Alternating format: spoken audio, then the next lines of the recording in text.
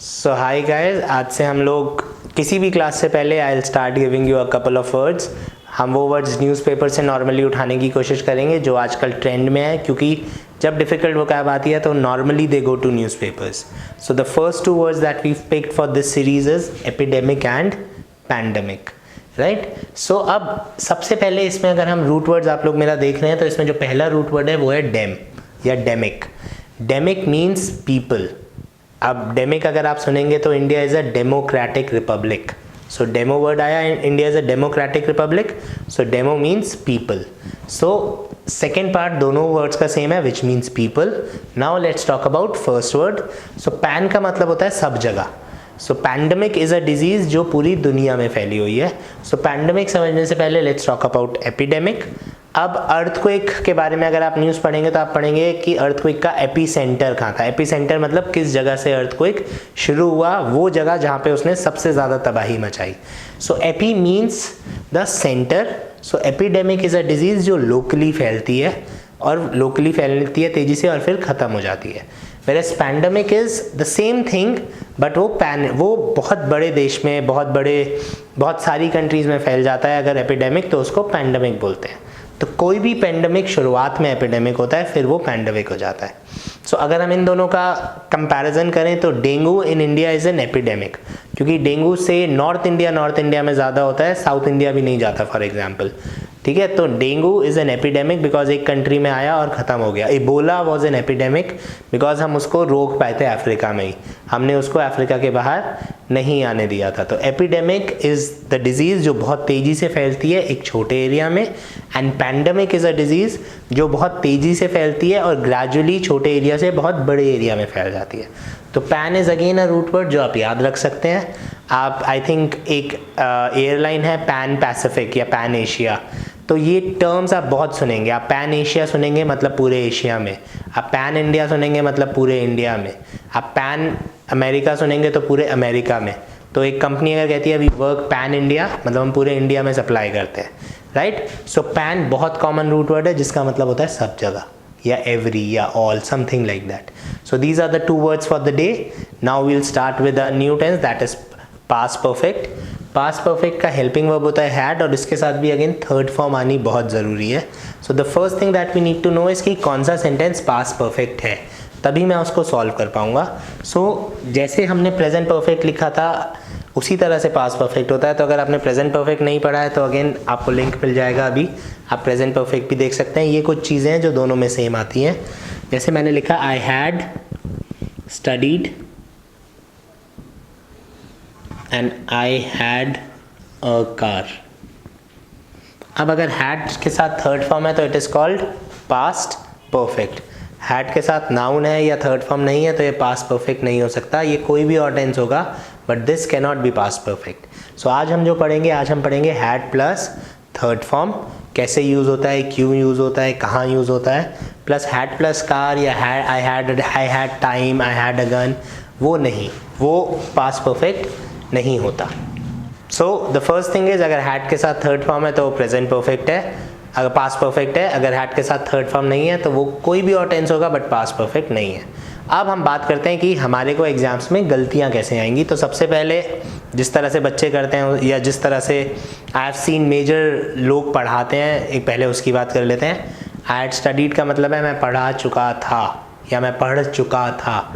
अब जैसे ही आपको पता चलता है कि हैड का मतलब चुका था होता है तो इसका एग्ज़ाम में कोई फ़ायदा नहीं होता, राइट। अगर मैं आपसे बोलता हूँ कि मैं आ चुका था और मैं आ गया था, दोनों में फ़र्क क्या है, तो क्या आपको फ़र्क पता चलेगा?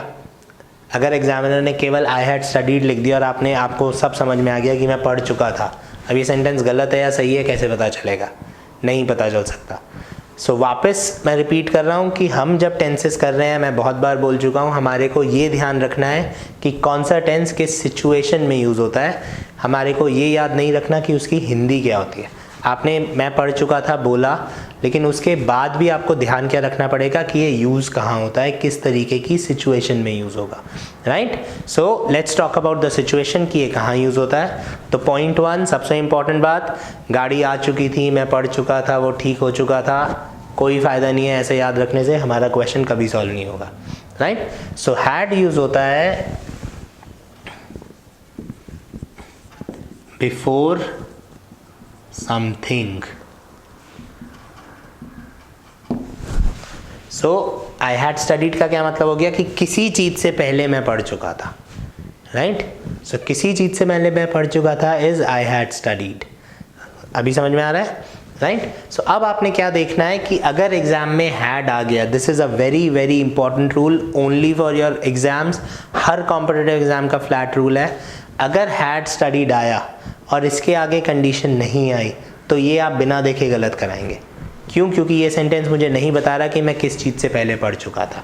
स्पोकन इंग्लिश में क्या होता है कि मेरा दोस्त आया, यार तू पढ़ नहीं रहा था जब मैं आया, मैं कहूँगा यार मैं पहले ही पढ़ चुका था।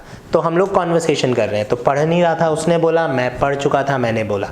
लेकिन जब मैं एग्ज़ाम्स की बात करता हूँ, सारी की सारी बात एग्जामिनर बोल रहा है, हम केवल उसको समझ रहे हैं। तो अगर एग्जामिनर ने बोला the students had arrived full stop, question गलत, आप हैड को गलत कराएंगे क्योंकि स्टूडेंट किस चीज़ से पहले आया एग्जामिनर ने हमें नहीं बताया। मैं किस चीज़ से पहले पढ़ा एग्जामिनर ने मुझे नहीं बताया। सो हमारा जो सबसे इंपॉर्टेंट पॉइंट है, हैड के जो सबसे ज़्यादा क्वेश्चंस आते हैं वो हमें याद रखना है। ये बहुत इंपॉर्टेंट नोट है, आप इसको सेंटेंस को हमेशा गलत कर देंगे अगर एग्जामिनर कंडीशन देनी भूल गया है। सो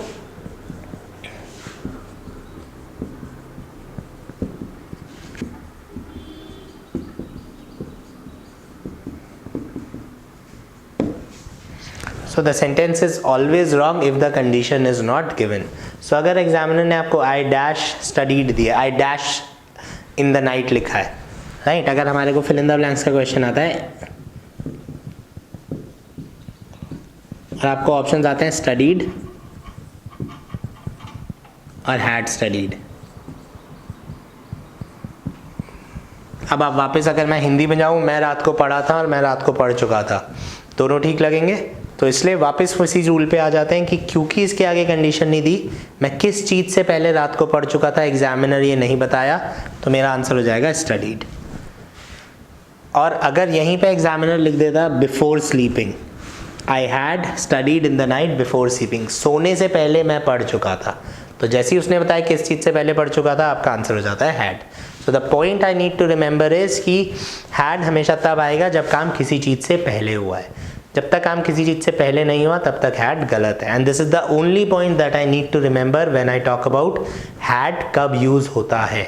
इसको मैंने कंपैरिजन करना है विद सिंपल पास्ट।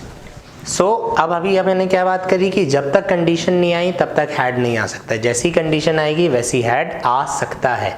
सही है कि नहीं है वो हमें आगे देखना पड़ेगा। सो मैंने दो सेंटेंसेस लिखे हैं यहाँ पे, I went to talk to her but she left.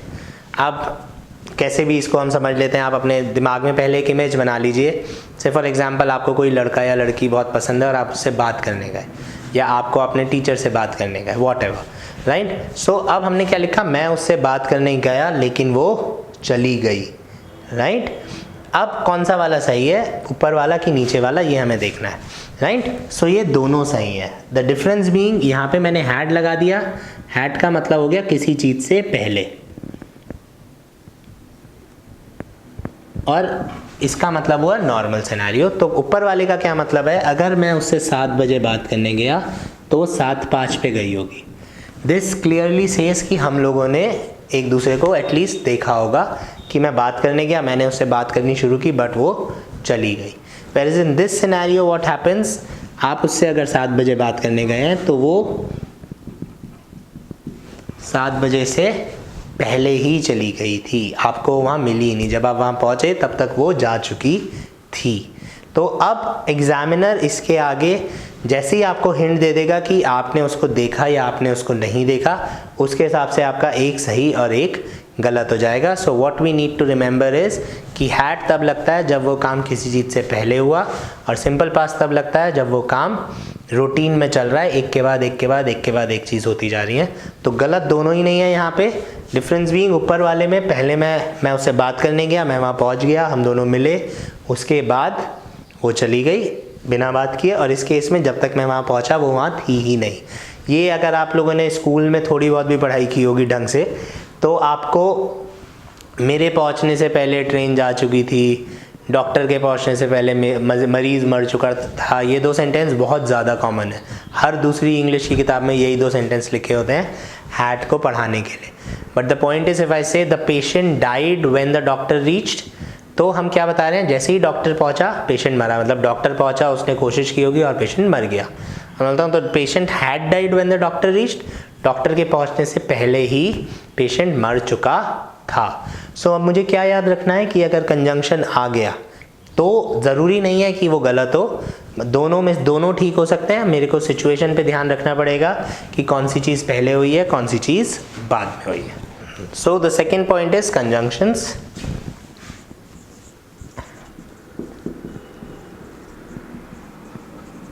अब हैड, सबसे पहली बात स्टैब्लिश हो जाती है कि बिना कंडीशन के हैड यूज नहीं हो सकता। तो कंडीशन कैसे आती है, जब हम कंजंक्शन लगाते हैं। अब हमारे पास 2 तरीके के कंजंक्शंस होंगे। पहला कंजंक्शन वो होगा जिसको आप देखते ही आपको पता चल जाए कि हैड लगेगा ही लगेगा। इसमें हमारी कैटेगरी में आते हैं words like before and by the time. Before का मतलब होता है पहले और बाय द टाइम का मतलब होता है तब तक, उस वक्त तक। सो अब अगर मैं लिखता हूं I dash studied before you called me, तो ये बिफोर शब्द हो गया, बाय द टाइम शब्द हो गया। ये मुझे साफ साफ हिंट देते हैं कि मैं तुम्हारे फ़ोन करने से पहले ही पढ़ चुका था, तो यहाँ पे हैड आएगा ही आएगा, right. Why? Because this before tells me कि तुम्हारे करने से पहले मैं पढ़ चुका था। सो हमारी फर्स्ट कैटेगरी हो गई conjunctions like before, by the time. जब तक तुमने मुझे कॉल किया मैं पढ़ चुका था, तुम्हारे कॉल करने से पहले मैं पढ़ चुका था, एंड सो ऑन। सो इस तरीके के कंजंक्शंस के साथ वी ऑलवेज यूज हैड। अब अगर मुश्किल क्वेश्चन आता है, अभी रिसेंटली मैंने CHSL के ही एक स्टूडेंट ने मुझसे क्वेश्चन पूछा था, जो उसका पेपर हो गया था, इसका फर्स्ट डे पेपर था, तो उसने मुझे क्वेश्चन पूछा था। वो क्वेश्चंस आजकल अगेन रिपीट हो रहे हैं, वो क्वेश्चंस और ट्रिकी हैं जो अभी हमने इससे पहले लिखा। अब दूसरे तरीके के कंजंक्शन हो जाएंगे when, but, this is type 2।